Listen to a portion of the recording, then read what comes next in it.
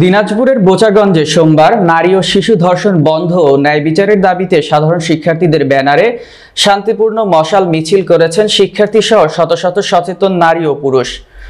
পূর্ব ঘোষিত কর্মসূচির অংশ হিসেবে মাগরিবের নামাজ শেষে সেতাবগঞ্জ কেন্দ্রীয় শহীদ মিনারের দলে দলে উপস্থিত হন শিক্ষার্থী সহ শত শত মানুষ।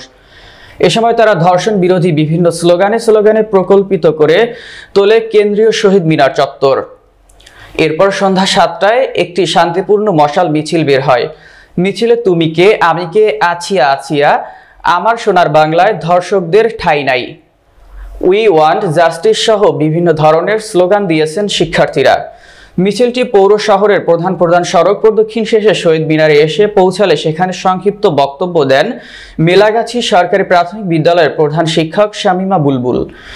এ সময় আগামী জাতীয় সংসদ নির্বাচনে দিনাজপুর ২ বিরল বোচাগঞ্জ আসন হতে জাতীয় নাগরিক কমিটির এমপি মনোনয়ন প্রত্যাশী আন্তর্জাতিক মানবাধিকার আইন সহায়তাকারী সংস্থা বিভাগীয় পরিচালক মোহাম্মদ ইসমাইল হোসেন, ছাত্র প্রতিনিধি মোহাম্মদ ফয়সাল মোশতাক, প্রীতি, সাধারণ শিক্ষার্থী যথাক্রমে মোসাম্মদ, মাসুমা মনি, মোহাম্মদ রিফাত হোসেন, সুমন, মোহাম্মদ রাকিব, মোহাম্মদ শান্ত, মোহাম্মদ হৃদয়, কবি রাতুল রায়হান প্রমুখ উপস্থিত ছিলেন। আমরা আর কোনো চিহ্ন দেখতে চাই না। আমরা আর আমাদের পরিবারকে নিয়ে ভীত সন্ত্রস্ত হতে চাই না। আমরা আমাদের বাংলাদেশকে পবিত্র করতে চাই।